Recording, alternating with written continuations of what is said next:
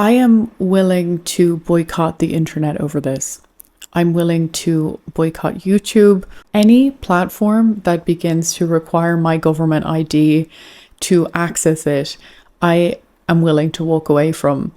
And I just want to put that out there because I think that ideas have a great way of building momentum, and I would be willing to walk away if I felt that together we could make a real change. And that's how important I think that this situation could potentially be. I joked in my last video about the UK and the ridiculous new rules that have been put into place, but it turns out that it was way more far-reaching than I expected or realized. Basically, within the last week, there has been a very orchestrated push across the entire West to censor the internet. And that includes the USA, that includes Europe, Australia, Canada, and I'm actually a little bit worried. And there were a lot of people who are very worried about what it could very likely lead to in the future. And I honestly think that it's something that we need to act on right now. And you guys know I don't fearmonger on this channel. I like to try to stay balanced about things, but this one I genuinely feel is quite alarming. YouTube will now require you to use your government ID to not be restricted on August 13th for United States citizens. You didn't read that wrong. I said USA, not the UK. The censorship is coming for everyone and it's getting worse. The UK is also now talking about banning VPNs so that people can't use them to get around this. Using a VPN isn't going to protect you if ISPs and the websites/apps you care about require or mandate ID verification with continuous biometric verification, meaning to be scanning your face at all times when consuming content. Oh my gosh, okay. The free internet is dead, your every move tracked. Somebody said we need an alternative to this internet. I actually totally agree. If we can have an alt internet. We've said it before, but the new act of punk rock is going to be a return to offline life, technology-free living. The Amish are ahead of the game. I get that, and I do get that, but at the same time, the internet has provided us with so much power as a community and so much information that we didn't have access to before, and I do believe that that's what governments are scared of. So we don't want to give that up. You guys know how important free internet has been for us, and having the ability to speak freely, talk out about things that the government does that's not acceptable, etc., etc. It's our greatest power, and I honestly think that they're trying to take that away and they're beginning the process now. And like many of the government's actions that we've had problems with in the last few years, once again, it all just doesn't quite add up. And I'm going to go through that with you in this video. Cowboy Jesus says, maybe I'm being a bit over the top in my thinking here, but am I the only one that imagines it starts with age verification and the pathway ends with checking your social credit score? Is Cowboy Jesus the only one thinking that? Let me know in the comments. Just in, YouTube will begin using AI to monitor user behavior and psychology to determine whether viewers in the US are over or under the age of 18. This person says it starts with age as an excuse and then next it's your social score. How about doing some real work on identifying pedos? The other thing that appeared on my X account in the last few days is when I'm looking at people's comments, I get like a notification saying that I'm not able to see all comments because they're currently using AI to assess my behaviors to try to figure out if I'm over the age of 18. New social media restrictions which require age verification now includes a new secret. Here's something you probably didn't know. You will be required to fully identify in order to use Apple and Google Maps on your phone. Yep, Labour now have live location-based tracking. Spotify in the UK restricts some music behind facial verification and ID. Age verification is required for certain content. Use our facial age check. If inaccurate, verify with ID. Imagine restricting music. This person says, delete Spotify and use Stuff.io. You will then own your stuff, not merely have a controlled subscription. So that's interesting. Get off Spotify and onto another platform. Mild hassle at first, but you'll be happier afterwards by not supporting communism. Apple withdrew its data protection tool after a UK government security dispute. Earlier this month, the UK government requested access to the data, which even Apple cannot currently view. So basically, as I understand it, Apple actually just removed the feature completely in order to protect people's privacy and data from the government. Because if they kept the feature in place, the UK government was demanding that they give them the data. So absolutely crazy that actually the technology company is trying to protect people's data from the government. Australia's digital ID and human verification system facilitating Labour's e-safety laws will primarily use Israeli firm AU10TIX for verification. Authentics creates digital twins for digital biometric identification. It's just a bit odd. X now requires ID for monetization. Every creator and everyone who aspires to be on a monetized X creator must oppose this. If you don't, there's a good chance your ID will end up in the hands of Israeli intelligence. The company that X uses to verify its users' ID is an Israeli company founded by members of Israeli intelligence units Shin Bet and Unit 8200. The company responsible for verifying people's ID on X is called Authentics. The CEO, Ron Atzman, was a member of Israel's intelligence unit 8200. His father was once the treasurer of the Likud party, Netanyahu's party, in Israel. Authentics also has a history of helping the Israeli military with military surveillance and intelligence gathering, founded in 2002 as the technology arm of a Dutch firm called ICTS International. ICTS International was established in 1982, also by former members of Israeli intelligence unit Shin Bet. This is an extreme security risk. That was in May 2024 that took place. A lot of people in the UK are outraged, especially because of the massive hypocrisy that's going on right now. They, a few days ago, introduced this new Safety Act, censoring the internet in order to protect children, is what they're saying. Within a few days of introducing that censorship, Channel 4, which is one of the main UK TV channels, aired a graphic television show about Bonnie Blue. At 9 p.m, when children are often still awake, families are watching television, and people were saying, this is absolutely ridiculous and hypocritical. You've censored the internet, and yet you're showing this awful graphic stuff that nobody wants to see anyway. I have never talked about Bonnie Blue on this channel, and I never intended to, because I don't think that people like her deserve any airtime. I think people like her should just be ignored. But people are outraged. They're outraged at the hypocrisy from the government. And there's a lot more that doesn't add up about all of this. I wrote out a few questions that I feel like they should have asked when they decided to introduce these rules. Number one, does the benefit outweigh the massive cost to people's privacy and freedom? I personally don't think so. I'd like to know what you guys think, though. It's really important that we do express our opinion in times like these. We're not censoring anyone. We've got some measures which are there to protect children, in particular from sites like suicide sites. We've had too many cases in the United Kingdom of young children taking their own lives.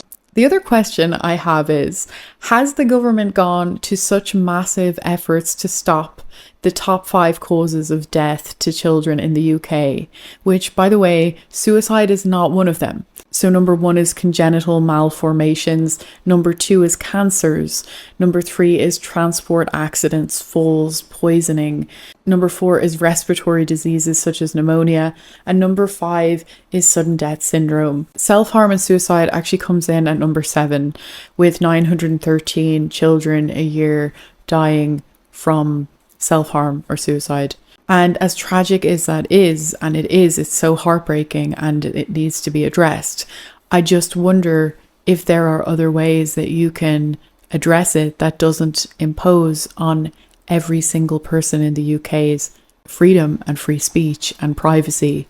The other question I have is, why didn't they care about the spike in child suicides during the lockdowns that they enforced during COVID? And why does it always so happen that the solutions that they suggest coincidentally give more government control over people's lives and less freedom for the citizens? And they always say that it's because they're trying to protect you.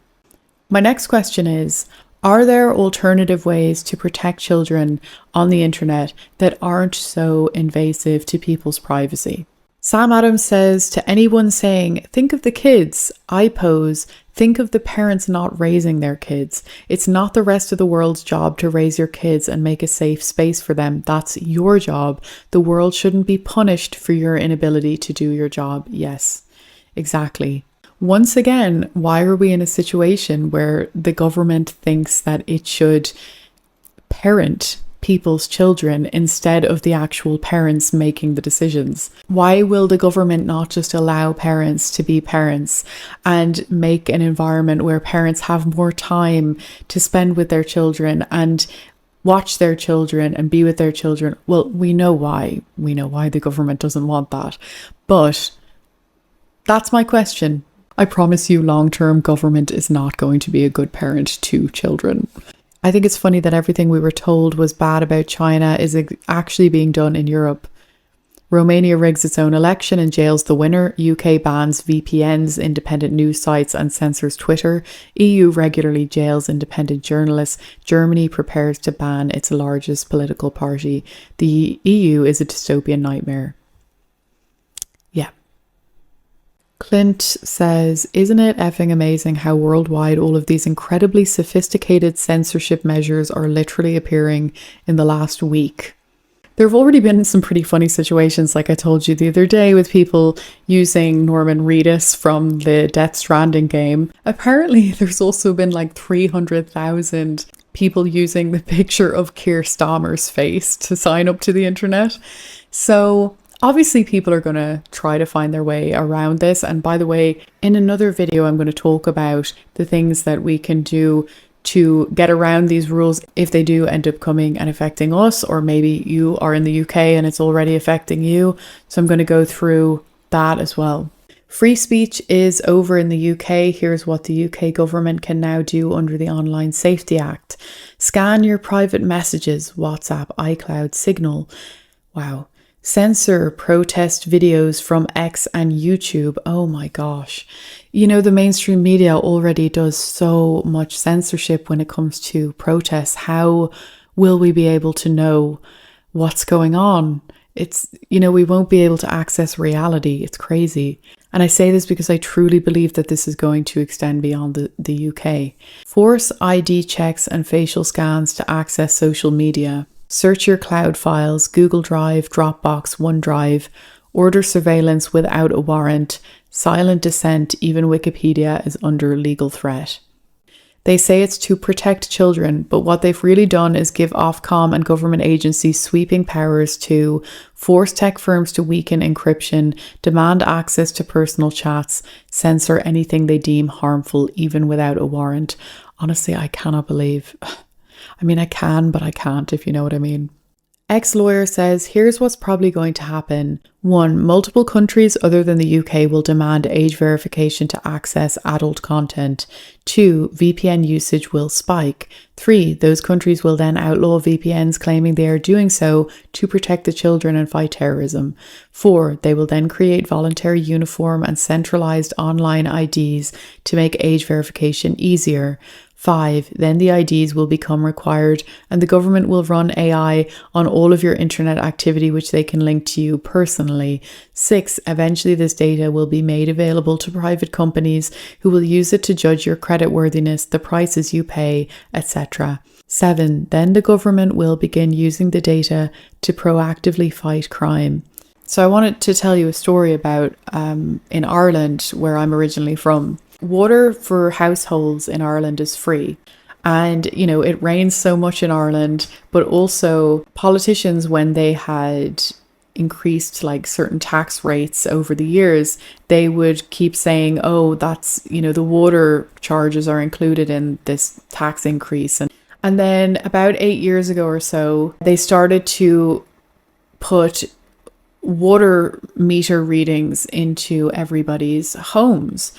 And they basically started lining up to try to charge people for water. There was so much backlash. People went crazy over it. They were very, very upset about it. And it was received incredibly badly. Absolute disgrace. Hear, hear. Sick of it all now. And everybody in this country, stand up now. Yep. To the point that the politicians just couldn't go forward with it. They had to scrap it completely, even though they'd put all these smart meters in everybody's houses. To this day, the politicians have never brought it up again. They've never tried it again. They've never even discussed it again. They're scared to, because the Irish people reacted so badly and there was so much backlash.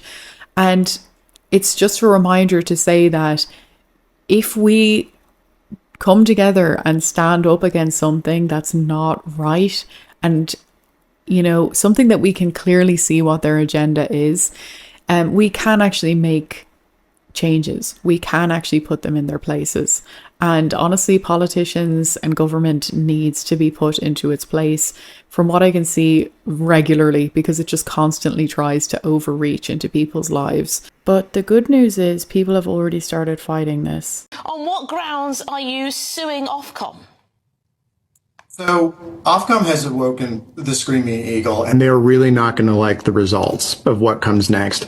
In the United States, we have this thing called the First Amendment, and the First Amendment protects an American's right to talk to anyone, anywhere, anytime about anything they choose without interference from anybody, not Congress, not a senator, not the governor, not even the president, and certainly not a British unelected bureaucrat.